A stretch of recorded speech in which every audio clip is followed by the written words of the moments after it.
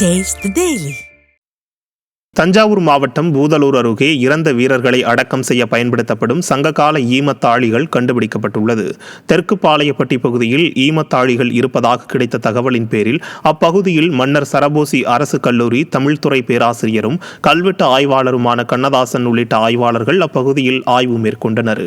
அப்போது பண்டைய தமிழகத்தில் இறந்த வீரர்களை அடக்கம் செய்ய பயன்படுத்தப்படும் சங்ககால ஈமத்தாழிகள் கண்டுபிடிக்கப்பட்டுள்ளது.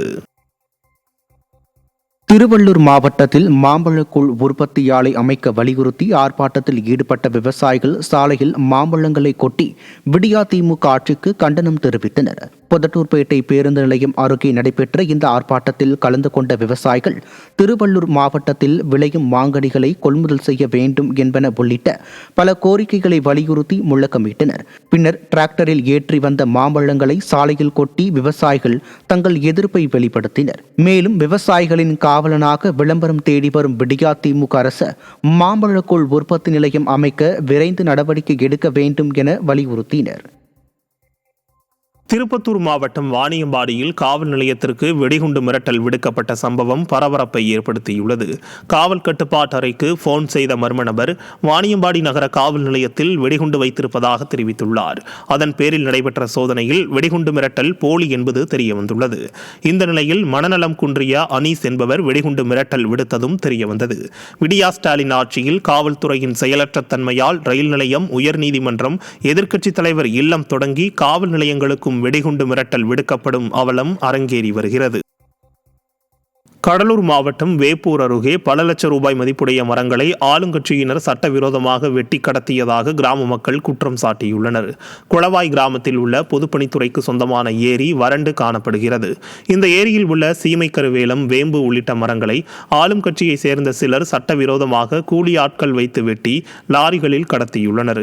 இது குறித்து பொதுப்பணித்துறை அதிகாரிகளிடமும் மாவட்ட நிர்வாகத்திடமும் புகார் அளித்தும் இதுவரை எவ்வித நடவடிக்கையும் எடுக்கவில்லை என கிராம மக்கள் குற்றம் சாட்டுகின்றனர். தருமபுரி மாவட்டம் பொம்மிடி அருகே அரசு மதுபான கடையை மூடக்கோரி விடிய அரசிற்கு எதிராக முற்றுகை போராட்டம் நடைபெற்றது. துறிஞ்சிப்பட்டியில் செயல்படும் அரசு மதுபான கடையால் பொதுமக்களுக்கு பல்வேறு இடையூறுகள் ஏற்பட்டு வருகிறது. இதையடுத்து மதுபான கடையை மூடக்கோரி விடிய அரசிடம் பொதுமக்கள் பலமுறை புகார் அளித்தனர். ஆனால் மக்கள் நலனில் சிறிதும் அக்கறை இல்லாத ஸ்டாலின் அரசு அதற்காக துரும்பை கூட கிள்ளி போடவில்லை. இதனால் பொறுமை இழந்த பொதுமக்கள் ஒன்று திரண்டு மதுபான கடையை மூடக்கோரி நடத்திய ஆவேச போராட்டத்தால் பெரும் பரபரப்பு ஏற்பட்டது. திருவண்ணாமலை மாவட்டம் வந்தவாசி புதிய பேருந்து நிலையம் சமூக விரோதிகளின் கூடாரமாக மாறியுள்ளது. 15 ஆண்டுகளுக்கு முன்பு கட்டப்பட்ட புதிய பேருந்து நிலையத்தில் 30க்கும் மேற்பட்ட கடைகள் மற்றும் உணவகங்கள் உள்ள நிலையில் பேருந்துகள் உள்ளே வராததால் வியாபாரம் பாதிக்கப்பட்டதாக கூறப்படுகிறது. இதனையடுத்து 30க்கும் மேற்பட்ட கடைகள் மூடப்பட்ட நிலையில் நகராட்சிக்கு வருவாய் இழப்பும் ஏற்பட்டுள்ளது. இந்த நிலையில் மேற்கூரைகள் உடைந்து சமூக விரோதிகளின் கூடாரமாகியுள்ள புதிய பேருந்து நிலையத்தை ஸ்டாலின் மாடல் அரசு மாவட்ட நிர்வாகம் சரி செய்ய வேண்டும் என பொதுமக்கள் வலியுறுத்தினர். கள்ளக்குறிச்சி மாவட்ட ஆட்சியர் அலுவலகத்தில் மனு அளிக்க வந்த பெண் மண்ணெண்ணெய் ஊற்றி தற்கொலைக்கு முயன்ற சம்பவம் பரபரப்பை ஏற்படுத்தியது. கடலூர் மாவட்டத்தைச் சேர்ந்த வசந்தி என்பவர் தன்னையும் தனது 2 பிள்ளைகளையும் கைவிட்ட கணவன் மீது நடவடிக்கை எடுக்க கோரி ஆட்சியர் அலுவலகத்தில் மனு அளிக்க வந்தார். அப்போது வேறொரு பெண்ணுடன் இருந்து கொண்டு தன்னையும் தனது 2 மகன்களையும் கைவிட்ட கணவன் மற்றும் அவரது குடும்பத்தினர் மீது நடவடிக்கை எடுக்க கோரி திடீரென மண்ணெண்ணெய் ஊற்றி வசந்தி தற்கொலைக்கு முயன்றது பரபரப்பை ஏற்படுத்தியது. விடியா திமுக ஆட்சியில் மக்களின் கோரிக்கை மீது விரைந்து நடவடிக்கை எடுக்காததால் தற்கொலை முயற்சி சம்பவங்கள் அதிகமாகிவிட்டதாக விமர்சனம் எழுந்துள்ளது.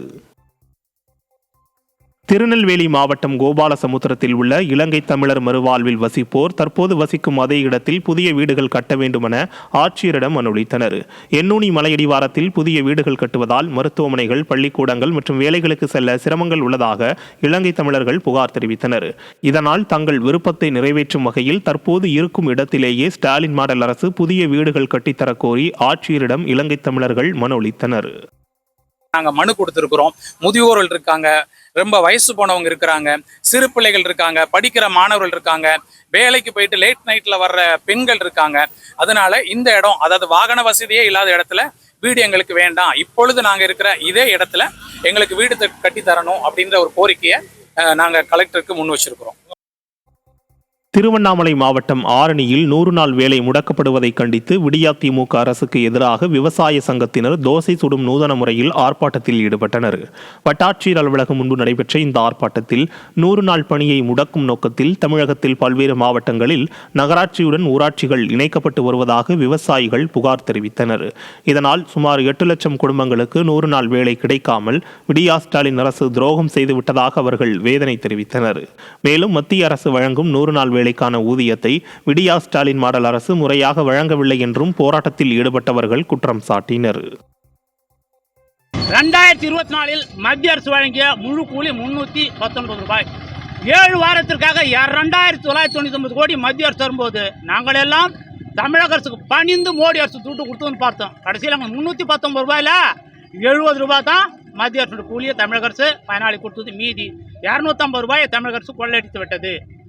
அடுத்ததாக இந்த தமிழக அரசு விவசாயம் செய்கிற மிகப்பெரிய மோசடி என்னவென்றால் ஏறக்குறைய 2000 கிராமங்களை 8 லட்சம் பயனாளிகளுக்கு ஏரி வேலை கட் பண்ணி நகராட்சி, பேரூராட்சி, மாநகராட்சி இணைத்து தொகுதி எல்லை வரையறை என்ற பேரில் நகராட்சியோடு இணைத்ததால் 8 லட்சம் பயனாளிகளுக்கு வாழ்வாதாரம் போச்சு.